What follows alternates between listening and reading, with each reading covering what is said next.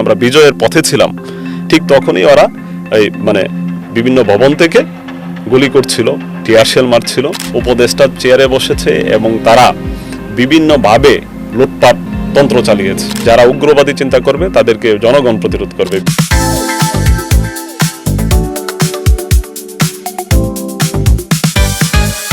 একাত্তর টেলিভিশনের নিয়মিত আয়োজন একাত্তর পডকাস্টে আপনাদের সাথে আছি আমি সাজিদ সরকার। আবারও ফিরে এসেছে জুলাই, বৈষম্য বিরোধী ছাত্র আন্দোলন থেকে গণ অভ্যুত্থান। আর এই গণ অভ্যুত্থানের মাধ্যমে বাংলাদেশ নতুন এক গণতান্ত্রিক ধারায় ফিরে এসেছে।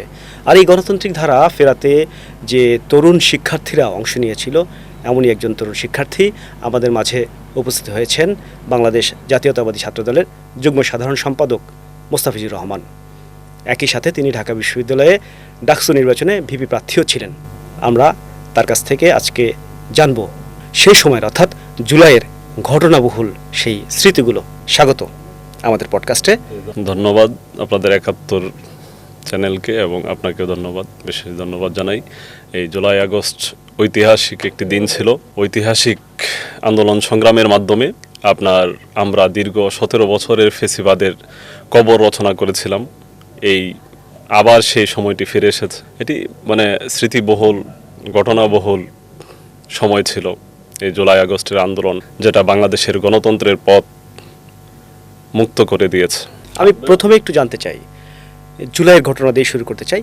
জুলাই আন্দোলনে আপনার ভূমিকা কি ছিল এবং ছাত্র রাজনীতির পাশাপাশি সেই ভূমিকাটা কিভাবে মোকাবেলা করেছেন? বেসিক্যালি জুলাই আগস্ট আন্দোলন শুরুর প্রায় 40 দিন পূর্বে, ঠিক 28 মে আমাকে ডিবি পুলিশ আটক করে। তখন আন্দোলন শুরু হয়নি, তার কিছুদিন পরই শুরু হবে ওই রকম একটা সিচুয়েশন। হঠাৎ করে ডিবি আমাকে আটক করে হচ্ছে ওই 28 অক্টোবর বিএনপির যে প্রোগ্রামে, সমাবেশে যে আপনার মেসাকার করে, ছাত্রলীগ, যুবলীগ, পুলিশ মেসাকার করে, সেই প্রোগ্রামকে কেন্দ্র করে আমি এবং আমার সহযোদ্ধারা পুলিশকে প্রতিরোধ করেছিলাম এবং সর্বপ্রথম আমি আমার সহযোদ্ধাদেরকে নিয়ে পুলিশকে প্রতিহত করেছি। পুলিশ যখন অন্যায়ভাবে আমাদের উপরে হামলা করছিল, তখন আমরা এটাকে প্রতিহত করেছি। তারপর দীর্ঘদিন আমি ডিরেক্ট ফোন আমি ইউজ করিনি, যে জন্য আমাকে ট্রেস করতে পারেনি তারা। তো যখনই আমি ডিরেক্ট ফোন ইউজ করা শুরু করলাম, তখন থেকে আমি যতটুকু বুঝতে পেরেছি, পরবর্তীতে অ্যারেস্ট হওয়ার পর আমি যতটুকু বুঝতে পেরেছি, তখন থেকে ওরা আমাকে ফলো করা শুরু করলো আর কি।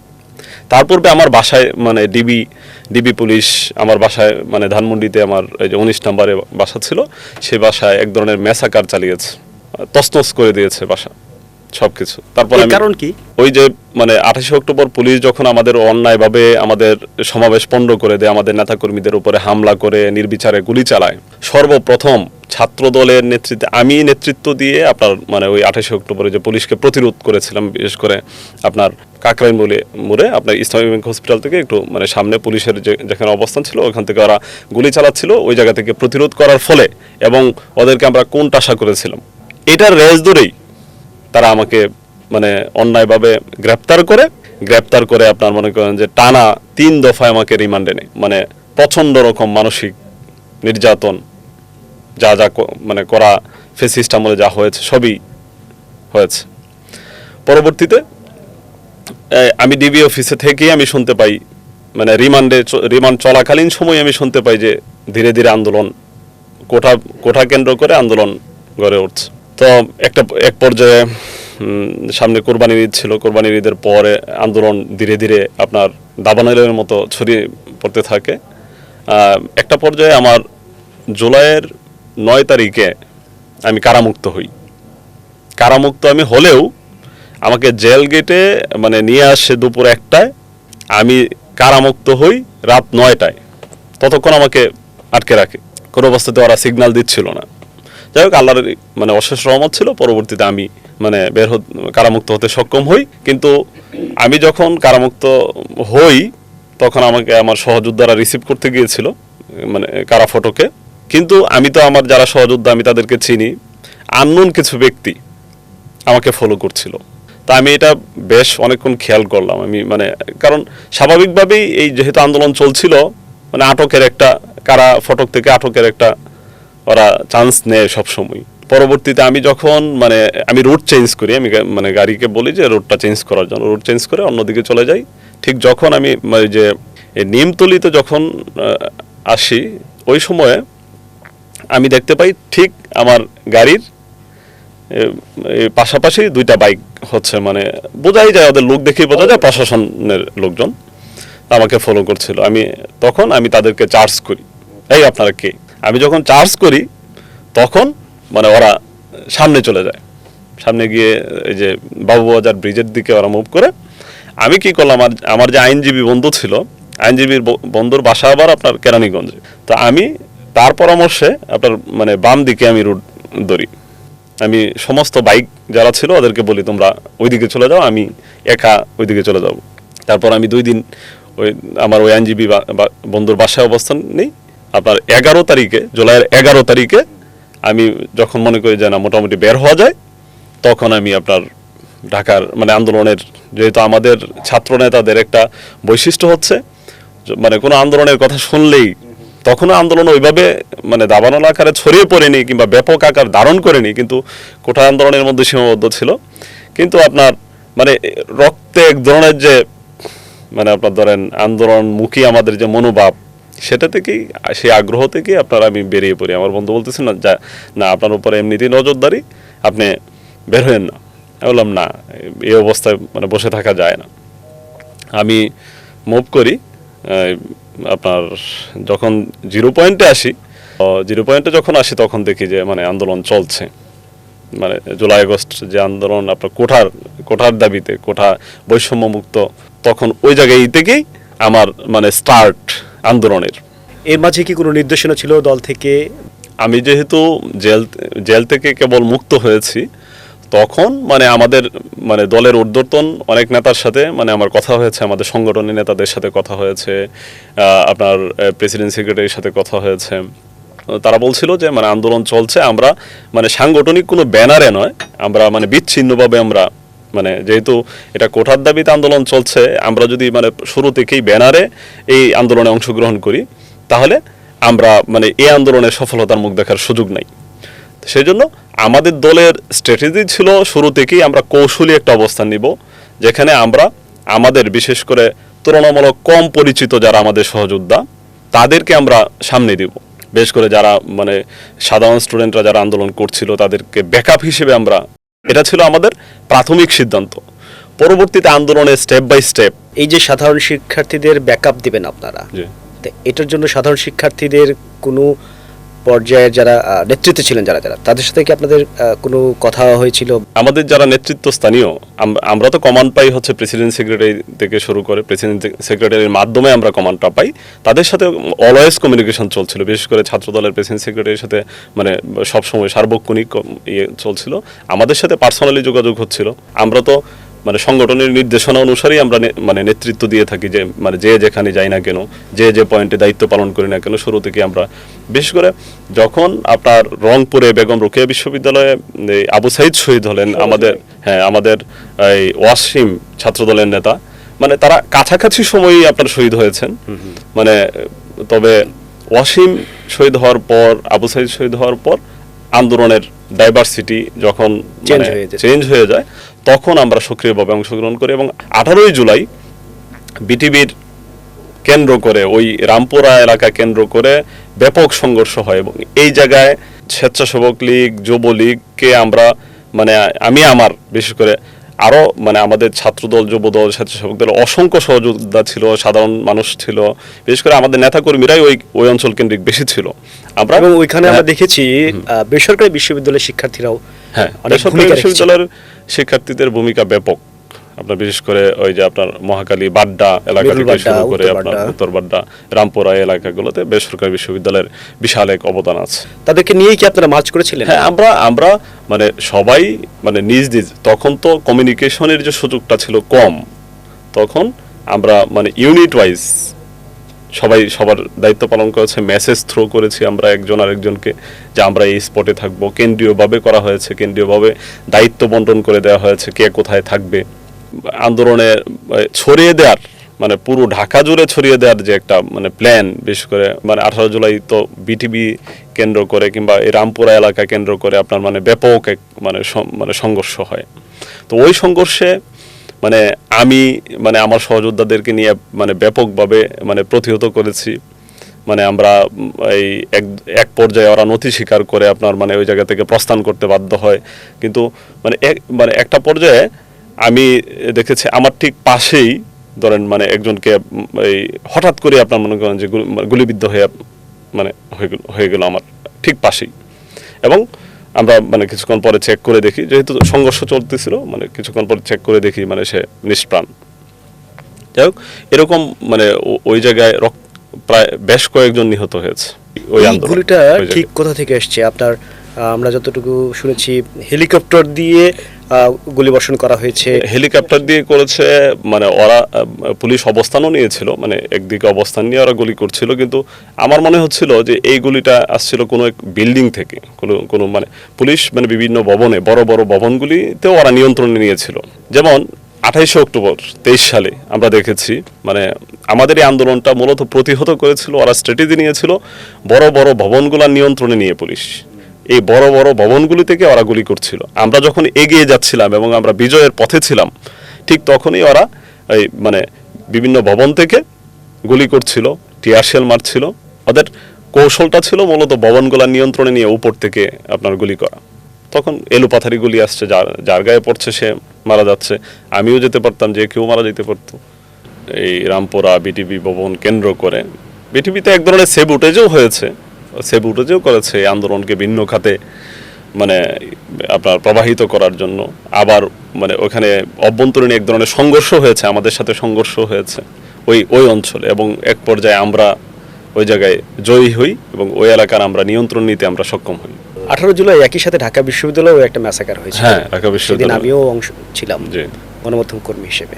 হ্যাঁ, ঢাকা বিশ্ববিদ্যালয়ে তো প্রথমত আপনার সাধারণ শিক্ষার্থী এবং আমাদের বিশেষ করে আমাদের হল কেন্দ্রিক আমাদের যারা জুনিয়র নেতৃবৃন্দ, তখন মানে স্বাভাবিক একটা পরিবেশ চলছিল ঢাকা বিশ্ববিদ্যালয় প্রোগ্রাম, শান্তিপূর্ণ প্রোগ্রামই ছাত্রলীগ মানে সাধারণ স্টুডেন্ট, পাশাপাশি আমাদের জুনিয়র নেতৃবৃন্দের বিশাল একটা ব্যাকআপ ছিল সাধারণ শিক্ষার্থীদের পাশাপাশি। এবং তারা ব্যাপক ভূমিকা পালন করে এই মানে যখন বিশেষ করে ছাত্রলীগ যখন আপনার ঢাকা বিশ্ববিদ্যালয়ে আপনার এই হামলা করে এই শিক্ষার্থীদের উপর, সাধারণ শিক্ষার্থীদের উপর, অনেক নারী শিক্ষার্থীর উপর আঘাত করা হয়, তখন আমাদের এই জুনিয়র নেতৃবৃন্দ ব্যাপক ভূমিকা পালন করেছে। যেহেতু আমরা মানে প্রাইমারিলি আমাদের মানে ওই জায়গাগুলোতে মানে যেহেতু আন্দোলনের একবারে শুরুই বলা যায়, মানে প্রাইমারিলি আমাদের মানে ওই ফেস টু ফেস এ করা মানে আমরা বিভিন্ন জায়গায় দায়িত্ব পালন করেছি। কিন্তু ঢাকা বিশ্ববিদ্যালয় আমাদের হল পর্যায়ের নেতৃবৃন্দ বিশেষ করে দারুণ ভূমিকা পালন করেছে এবং ছাত্রলীগকে প্রতিহত করেছে, প্রতিরোধ করেছে। আমরা পরবর্তীতে ছাত্রলীগের সাথে হল কেন্দ্রিক মানে সংঘর্ষ হয়েছে। আমরা আমাদের জুনিয়র নেতৃবৃন্দকে, হল পর্যায়ে যারা নেতৃবৃন্দ যারা হলে থাকে কিংবা হলের বাইরে ছাত্রলীগের নির্যাতনের কারণে, বিশেষ করে আমাদের বেশিরভাগ নেতৃবৃন্দ হলে যারা সাধারণ মানে যারা তাদের নিয়মিত শিক্ষা কার্যক্রম চালিয়ে যেতে পারেনি, হলে থাকতে পারেনি, তাদের বৈধ স্টুডেন্ট হওয়া সত্ত্বেও তারা হলে অবস্থান করতে পারেনি, সেই সকল নেতৃবৃন্দ আপনার ক্যাম্পাসে এসে প্রত্যেকটা হলের সামনে এসে তারা মানে প্রতিরোধ গড়ে তুলেছে ছাত্রলীগের সন্ত্রাসের বিরুদ্ধে, সন্ত্রাসের যে ত্রাসের রাজত্বের বিরুদ্ধে। দাবি করা হয় বিএনপি আন্দোলনটি ছিনিয়ে নিয়েছে। এই আন্দোলনকে যারা ছিনিয়ে নিয়েছে, আপনি জানেন যে ডক্টর ইউনূসের যে সরকার, সেই ডক্টর ইউনূসের সরকার চলাকালীন সময়ে সেই আন্দোলনের বেনিফিশিয়ারি কারা সেটা আপনারা জানেন। কারা ছাত্র উপদেষ্টা, ছাত্র নাম ধারণ করে আমাদের মানে আন্দোলনের ফসলকে কারা ছিনতাই করে নিয়ে উপদেষ্টার চেয়ারে বসেছে এবং তারা বিভিন্নভাবে লুটপাট তন্ত্র চালিয়েছে। তারা আপনার নিয়োগ বাণিজ্য, বদলি বাণিজ্য সহ সব ধরনের দুর্নীতিতে তারা ইনভলভ হয়ে মানে এই যে আন্দোলনের যে আপনার এই এক চেতনা, এই চেতনাটাকে তারা পলিউটেড করে ফেলেছে। কিন্তু জাতীয়তাবাদী ছাত্রদল এই আন্দোলনের যে আদর্শ, এই আন্দোলনের চেতনাকে ধারণ করেছে। আমরা 5ই আগস্টের পূর্বে যে ধরনের জীবনযাপন করেছি, 5ই আগস্টের পরেও আমাদের একই ধরনের লাইফস্টাইল চলছে, আমাদের জীবনে কোনো উন্নতি হয়নি। কিন্তু যারা রাস্তাঘাটে একসময় ফুটপাতে খাওয়া দাওয়া করতো, তারা 5 স্টারে খেতে দেখেছি আমরা। তো আমরা কখনোই এই জুলাই আগস্ট আন্দোলনকে কেন্দ্র করে আমরা বাণিজ্য করতে চাইনি, বাণিজ্য করিনি। আমরা কোনো ধরনের আমাদের দল থেকে সুস্পষ্ট নির্দেশনা দেওয়া ছিল যে আমরা কোনো অবস্থাতেই আন্দোলনের ক্রেডিট দাবি করা যাবে না। আমরা যা করেছি গণতন্ত্রের স্বার্থে করেছি, জনগণের পক্ষে লড়াই সংগ্রাম করতে গিয়ে আমরা বিগত আপনার 17টি বছর, এই আন্দোলন তো একদিনের বিষয় না, এই আন্দোলন দীর্ঘ 17টি বছর আমরা আস্তে আস্তে আস্তে আস্তে করে আপনার ধূলিকণা যেভাবে আপনার মনে করেন যে এই ধূলিকণা থেকে আপনার বিশাল এক আপনার ধরেন মরুচর মরুভূমির সৃষ্টি হয়, সেভাবেই আমরা কিন্তু তিলে তিলে এই আন্দোলনের ফাউন্ডেশন গড়ে তুলেছি। এতে আমাদের অসংখ্য ভাই শহীদ হয়েছেন, অসংখ্য ভাই গুমের শিকার হয়েছেন, মানে আমাদের লক্ষ লক্ষ নেতাকর্মীকে কারাবরণ করতে হয়েছে। আমার এই জীবনেই আপনার 4 বার কারাবরণ করতে হয়েছে। আমি আপনার মানে আমার বাবা মা অসুস্থ হওয়া সত্ত্বেও, আমার বাবা হচ্ছে ক্রনিক্যাল আপনার কিডনি পেশেন্ট, তিনি 2004 সাল থেকে সেই মানে কিডনি পেশেন্ট। আমি দেখতে যেতে পারিনি, আমি মানে 4 বছরে 8 দফা আমি ঈদ করতে পারিনি। সর্বশেষ আমার মানে ঈদ কেটেছে আমার জেলে, কোরবানির ঈদ, খুনি হাসিনার পতনের ঠিক পূর্বেই যে ঈদ গেল। তো এটা তো আমার একজনের গল্প না, লক্ষ লক্ষ নেতাকর্মীর, লক্ষ লক্ষ মানে বলছে এটা কম হয়ে যাচ্ছে। আমার মনে হয় কোটির উপরে নেতাকর্মী ডিরেক্ট সাফারার, যারা বিএনপি সমর্থক। আপনি 2018 সালের নির্বাচনে ঠিক পূর্বে দেখেছেন, যারা বিএনপির সাধারণ সাপোর্টার, খেটে খাওয়া মানুষ, তাদেরকেও আপনার মামলা দিয়েছে। তারা ঢাকায় এসে যাদের সাথে রাজনীতির মানে সক্রিয় কোনো অংশগ্রহণ নাই, তারা জাস্ট মানে বিএনপিকে সাপোর্ট করে, বিএনপিকে ভালোবাসে, শহীদ প্রেসিডেন্ট জিয়াউর রহমানকে ভালোবাসে, জনাব তারেক রহমানকে ভালোবাসে, বেগম খালেদা জিয়াকে হৃদয়ে ধারণ করে, শুধু এতটুকুই তাদের অপরাধ ছিল। তারা আমরা দেখেছি হাইকোর্টে লক্ষ লক্ষ নেতাকর্মীর জামিন নিতে আসা ভিড় অকারণে বাড়ি থেকে তুলে নিয়ে এসেছে। যেমন আমার 2 চাচাতো ভাই, মানে ওরা রাজনীতি ওইভাবে টুকটাক করে, কিন্তু মানে ওই ধরনের ব্যাপক আকারে সক্রিয় না, কিন্তু তাদেরকেও আপনার মামলা দিয়েছে। ফ্যাসিবাদী আমলের কথা যদি বলি, সেই সময় আপনি ঢাকা বিশ্ববিদ্যালয়ের শিক্ষার্থী ছিলেন, সেই সময়টি আপনার কিভাবে কেটেছে, কিভাবে রাজনীতি সক্রিয় ছিলেন?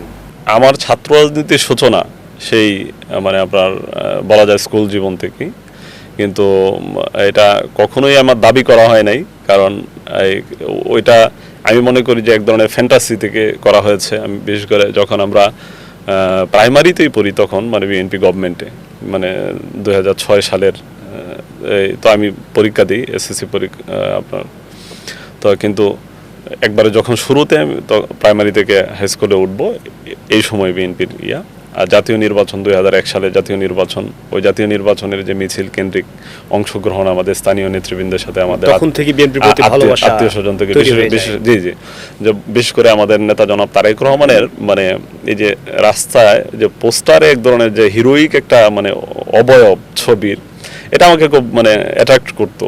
আর ধরেন শহীদ প্রেসিডেন্ট জিয়াউর রহমানের এক সময় তো বই পুস্তকে, প্রাথমিক বিদ্যালয় বলেন আর হাই স্কুলে বলেন, বই পুস্তকে মানে ইতিহাসের মানে সত্য যে ঘটনাগুলি ছিল, প্রত্যেকের অবদান মানে আলাদা আলাদা ছিল। শহীদ প্রেসিডেন্ট জিয়াউর রহমানের এক ভূমিকা আলাদাভাবে ছিল, ওসমানী সাহেবের এক ধরনের ভূমিকার কথা উল্লেখ আছে, প্রত্যেকেরই হিরোইক যে অবস্থানটা ছিল।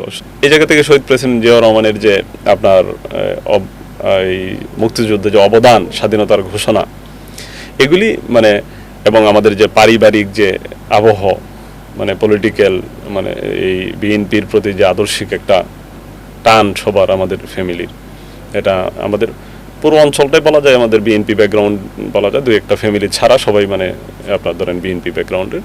এগুলি আমাদেরকে প্রভাবিত করেছে, মানে এই আদর্শিক চেতনায় উদ্বুদ্ধ হওয়ার ক্ষেত্রে। পরবর্তীতে আমরা যখন ঢাকা বিশ্ববিদ্যালয়ে ভর্তি হই, ঢাকা বিশ্ববিদ্যালয়ে তখন মানে পুরো বিপরীতমুখী। আমরা যখন ঢাকা বিশ্ববিদ্যালয়ে ভর্তি, ঠিক তখনই আওয়ামী লীগ ক্ষমতায় এসেছে। তখনই কিন্তু আমাদেরকে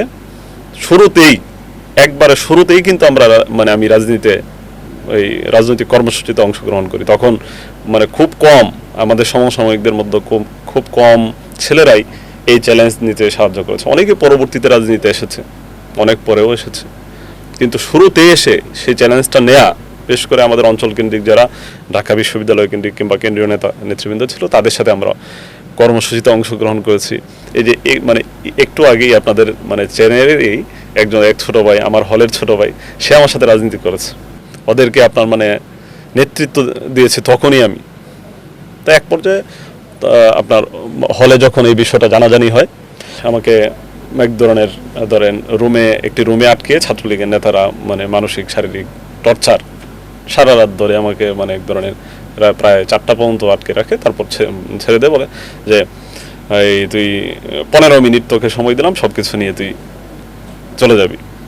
তারপর আমি হল থেকে প্রস্থান করি। আপনার এই আজিমপুরে তখন তো অনিশ্চয়তা, মানে বয়স কম, আপনার কোনো সাপোর্ট নেই, মানে কোনো কিছু নেই, তারপরও মানে হলের বাইরে অবস্থান করা খুবই কঠিন। ঢাকার বাইরে থেকে যারা আসে তাদের জন্য খুবই সংগ্রামের বিষয়।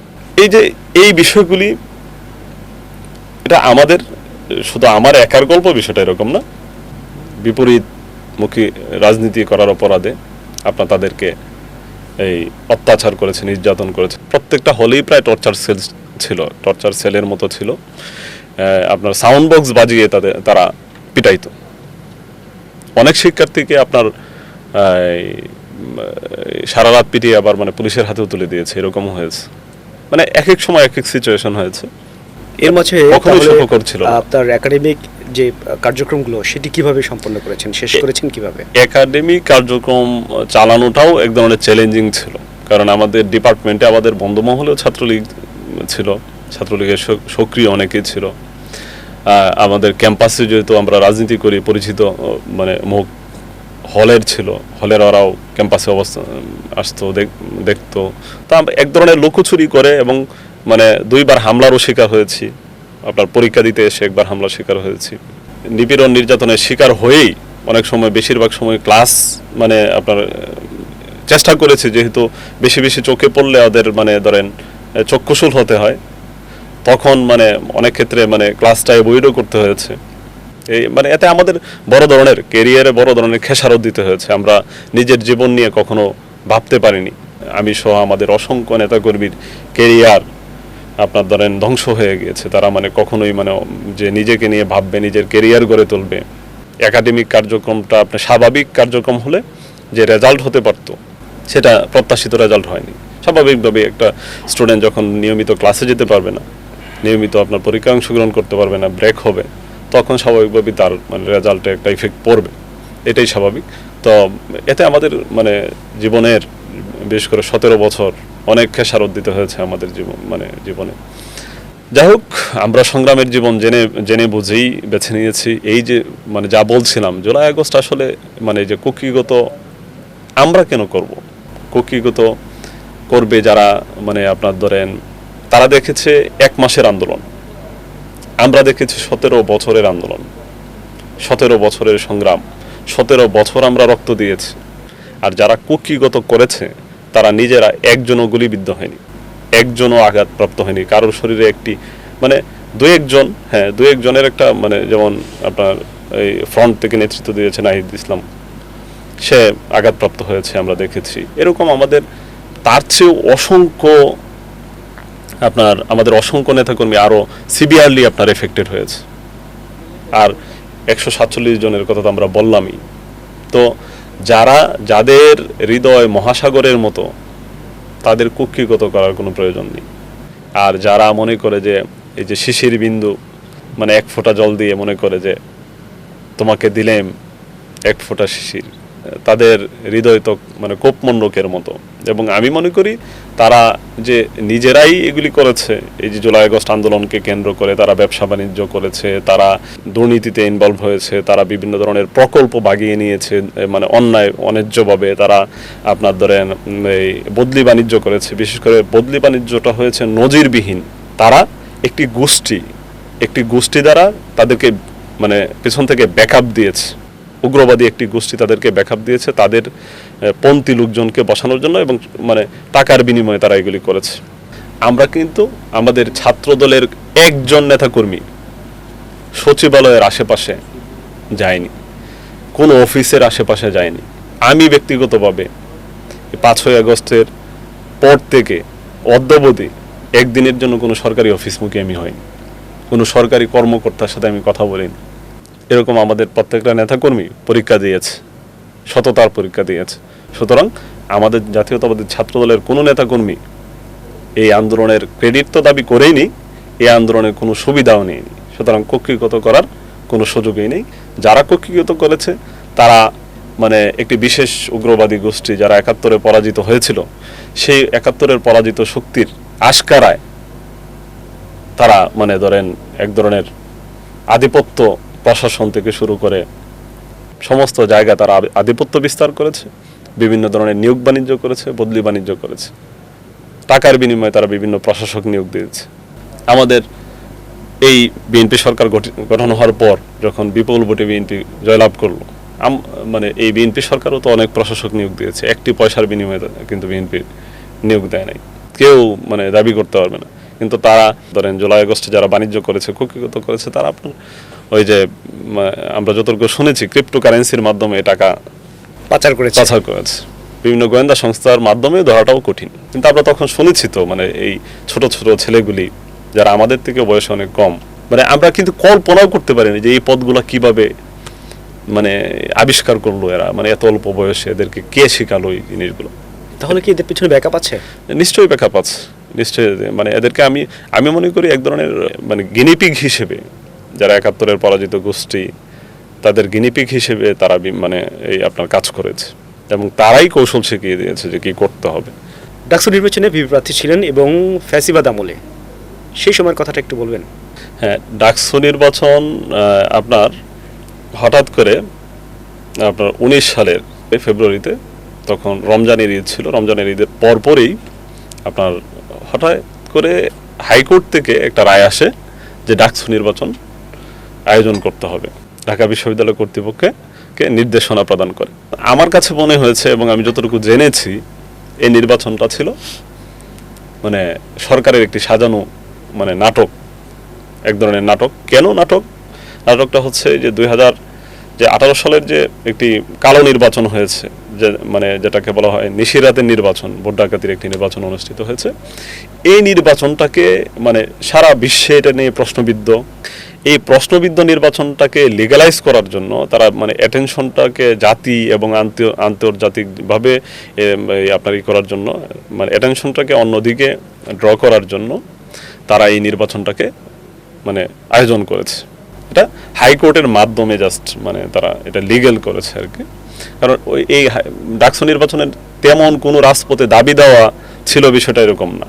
কিন্তু আমরা দেখেছি পরবর্তীতে আমরা একটি সাধারণ স্টুডেন্টদের প্রতিনিধিত্বকারী সংগঠন হিসেবে জাতীয়তাবাদী ছাত্রদল যেহেতু মানে অতীতে সকল ডাকসু নির্বাচনে অংশগ্রহণ করেছে এবং আমরা মনে করেছি, আমাদের দলের হাইকমান্ড মনে করেছে যে এই ডাকসু নির্বাচন হয়তো আমাদের মানে হয়তো বা সাধারণ শিক্ষার্থীদের মুক্তির পথ, গণতন্ত্রের পথ তৈরি করতেও পারে।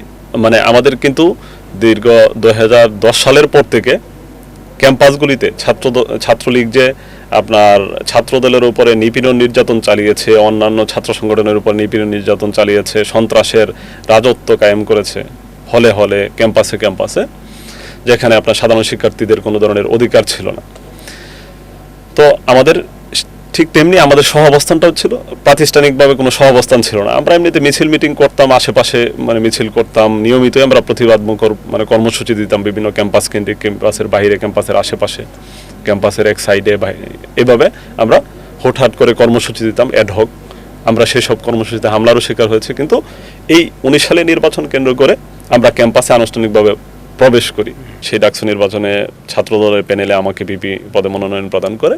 আমরা দেখেছি এই নির্বাচনটি মানে শুরু থেকেই লক্ষ্য করেছি যে মানে আপনার পুরোপুরি পাতানো একটি প্রক্রিয়া, প্রশাসনের শিক্ষক প্রশাসন এবং গণভবন থেকে শেখ হাসিনার নির্দেশনা অনুযায়ী সবকিছু নাটকের স্ক্রিপ্ট যাচ্ছিল। আমরা বিভিন্ন হলে আমাদের এই যারা ক্যান্ডিডেট ছিল, হলের ক্যান্ডিডেট যারা ছিল, তাদেরকে বিভিন্নভাবে টর্চার করছিল, তাদেরকে হামলার। তো আমি প্রত্যেক হলে হলে গিয়ে মানে এই বিষয়গুলি নিয়ে কথা বলেছি, প্রতিরোধ করার চেষ্টা করেছি। নির্বাচনের ৩ দিন আগে থেকে আমি বুঝতে পারছিলাম, বিভিন্নভাবে আমার নিউজ আসছিল যে মানে মানে একজন ব্যক্তিকে ভিপি পদে জয়ী করা হবে, আর পুরো প্যানেল, আর হয়তো আর ২-১টা পদ অন্যভাবে দিয়ে দিতে পারে, আর পুরো প্যানেলটা আপনার ছাত্রলীগের জয়ী করা হবে এবং হল পর্যায়ে সকল পদে আপনার ছাত্রলীগ জয়ী হবে, এই ধরনের একটা নাটকের স্ক্রিপ্ট আপনার তৈরি। তো এই নির্বাচন অর্থাৎ জাতীয় নির্বাচনের হ্যাঁ মতোই জাতীয় নির্বাচনের মতোই, কিন্তু মানে এটা যেন পুরোপুরি মানে আপনার প্রশ্নবিদ্ধ না হয়, মানে একটু ধোঁয়াশা যেন রাখা যায়, এই জন্য ভিন্ন একটা প্ল্যাটফর্ম থেকে আরেকজনকে ভিপি পদে জয়ী করা হবে, এই ধরনের একটা মানে স্ক্রিপ্টও ছিল আমি যতটুকু জানি। শুরুতেই মানে সকাল 7টা থেকে আমি আগের দিনই জানি যে মানে জগন্নাথ হল, সূর্য সেন হল, এই সমস্ত হলে ব্যালটে সিল দিয়ে রাখা হয়েছে।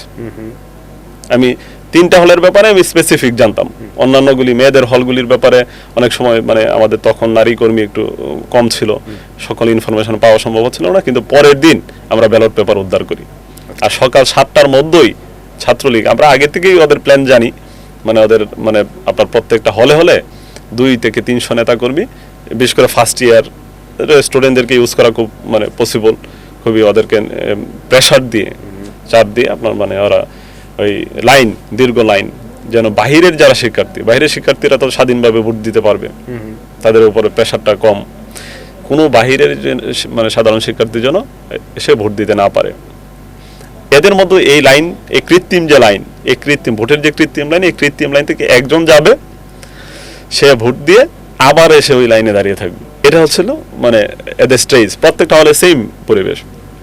পরবর্তীতে এটা হচ্ছে মানে ভোটের সার্বিক চিত্র, 7টা থেকেই মানে এটা শুরু, এবং বিভিন্ন হল থেকে, আমাদের প্রত্যেকটা হল থেকেই আমাদের হলের যারা প্রার্থী ছিল তাদেরকে আপনার বের করে দিচ্ছিল। কেবল আমরা কেন্দ্রীয় সংসদে যে বিপিজিএস ক্যান্ডিডেট, আমরা এজিএস ক্যান্ডিডেট যারা ছিল, আমরা বিভিন্নভাবে মানে যেহেতু একটা মিডিয়ার প্রচার প্রসারের একটা বিষয় আছে, মানে দেখাচ্ছে যে কৃত্রিমভাবে দেখাচ্ছে এরা তো মুভ করছে, কিন্তু আসলে আমাদের হলের প্রত্যেকটা হল থেকে আপনারা আমাদের যারা ক্যান্ডিডেট ছিল, এজেন্ট তো বের করে দিচ্ছি, ক্যান্ডিডেটদেরকে হামলা করে আপনার বের করে দিচ্ছে। তো মানে আপনার 8টার ভিতরে ভোট গ্রহণ 8টা থেকে, কিন্তু 8টার মধ্যে আমাদের সকল ক্যান্ডিডেটদেরকে বের করে দিল।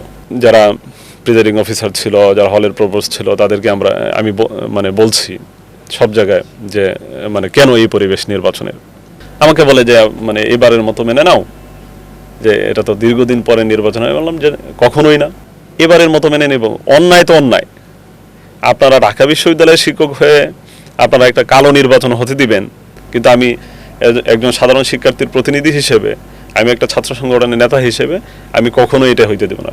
তারা বিভিন্নভাবে রিকোয়েস্ট করে, এই যে ঢাকা বিশ্ববিদ্যালয় তখনকার ইএস ছিল, ভিসি ছিল, তো উনি আমাকে বিভিন্নভাবে রিকোয়েস্ট করে তুমি ভোট দাও, তোমাদের ক্যান্ডিডেটদেরকে বলো ভোট দিতে। আমি বললাম যে আমার সকল হলের ক্যান্ডিডেটকে বের করে দেওয়া হয়েছে হামলা করে, আমার সাধারণ শিক্ষার্থীরা ভোট দিতে পারছে না, আপনারা কৃত্রিম লাইন সৃষ্টি করে রেখেছেন, আপনি শিক্ষক হয়ে ঢাকা বিশ্ববিদ্যালয়ের নির্বাচন কলঙ্কিত হতে দিচ্ছেন, এই নির্বাচনে, এই কলঙ্কিত নির্বাচনে আমি ভোট দেব না। এই কথা বলে আমি চলে যাই। আর ছেলেদের হলগুলোতে সন্ত্রাসের রাজত্ব, এখানে আপনি চাইলেও আপনি মানে প্রবেশ করে মানে কি হচ্ছে মানে দেখারই কোনো সুযোগ সম্ভব নয়, গণমাধ্যম কর্মীরাও যেতে পারছে না। হ্যাঁ, গণমাধ্যম কর্মীরাও যেতে পারছিলেন না। তো মানে আমি শুনে আমি যাই, এবং নূর, এই যে পরবর্তীতে যাকে বিপি ঘোষণা করা হয়, সেও যায়, গিয়ে আমরা মানে বস্তাভর্তি ব্যালট পাই।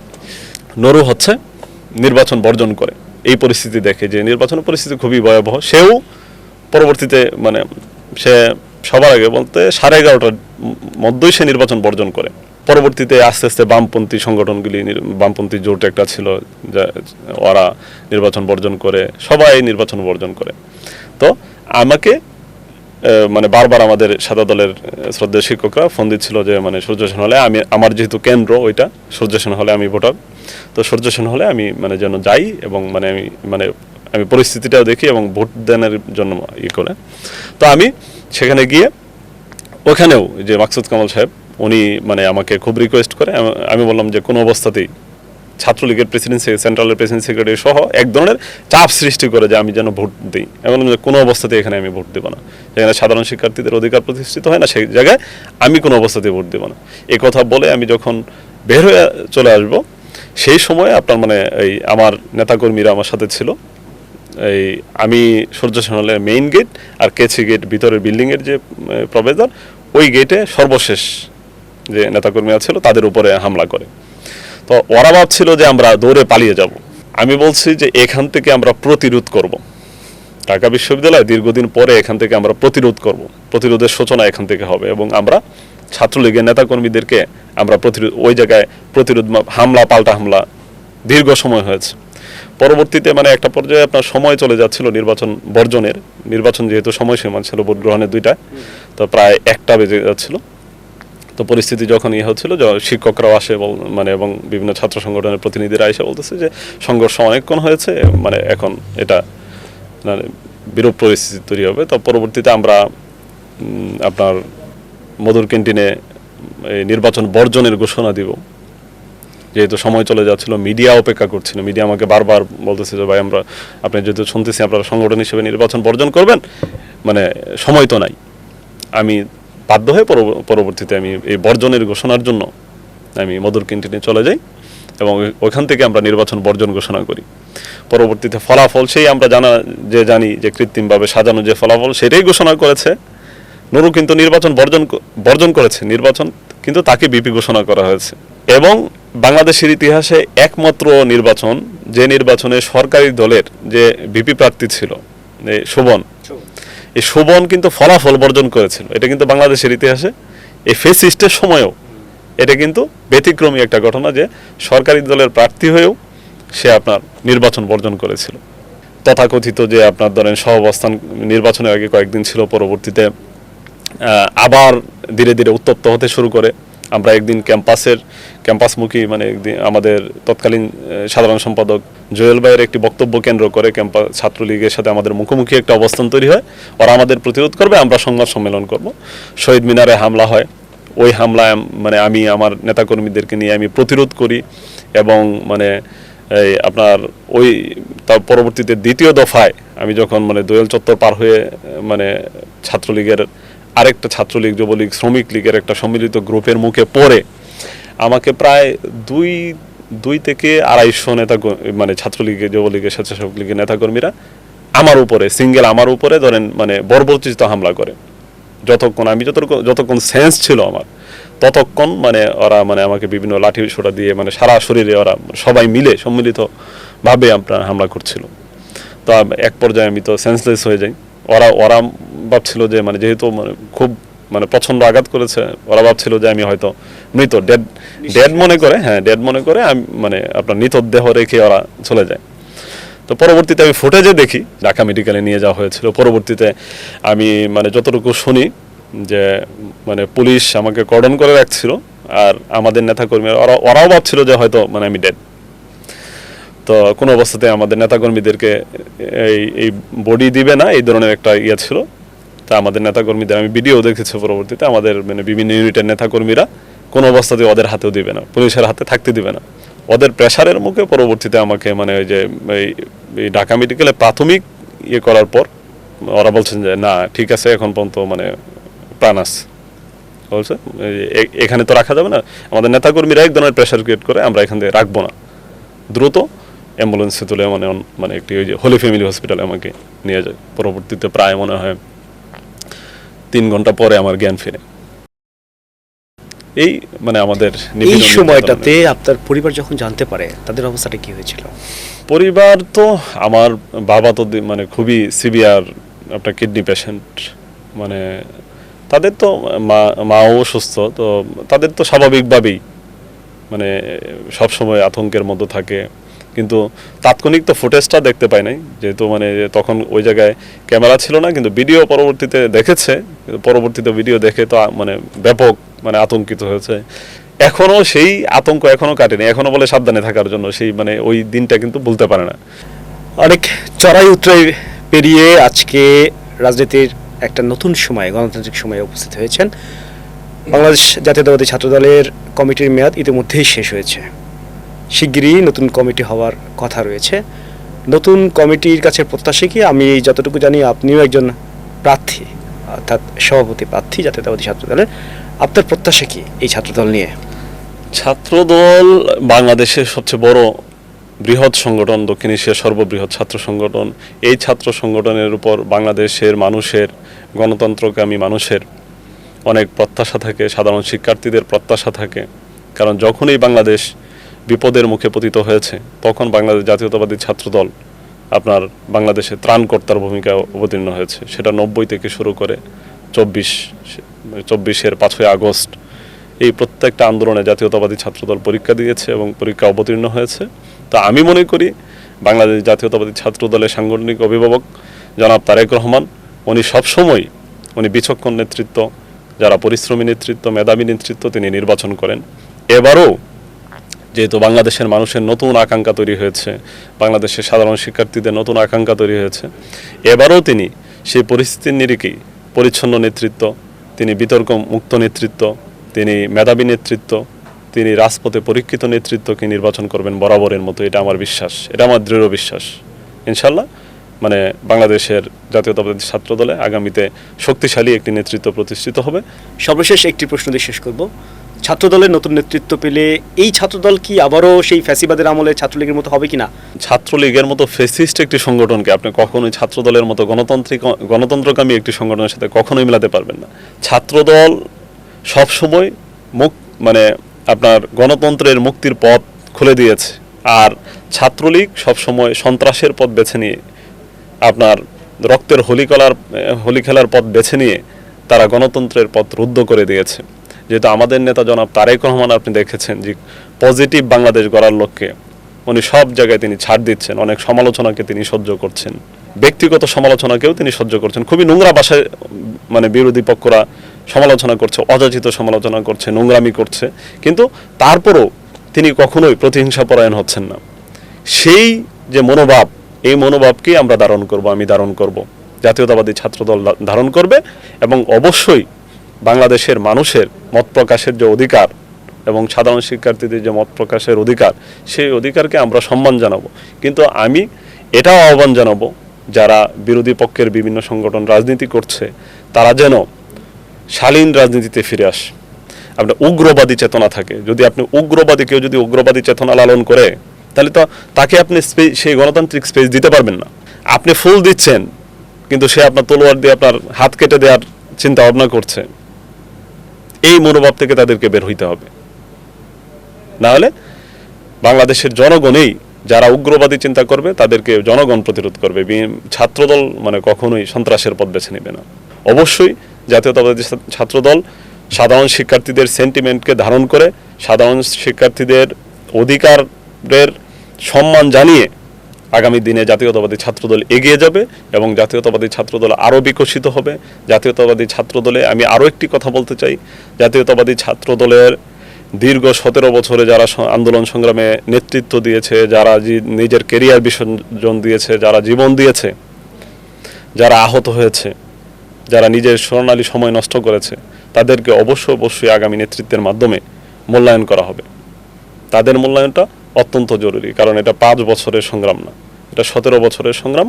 তাদেরকে আমরা স্টেপ বাই স্টেপ মূল্যায়ন করব, জাতীয়তাবাদী ছাত্রদল মূল্যায়ন করবে। জাতীয়তাবাদী ছাত্রদলে এই যে গোল্ডেন বয়েস যারা এই ভূমিকা রেখেছে 17 বছর, এই ধরনের যোদ্ধা আপনি বিশ্বের ইতিহাসে বিরল।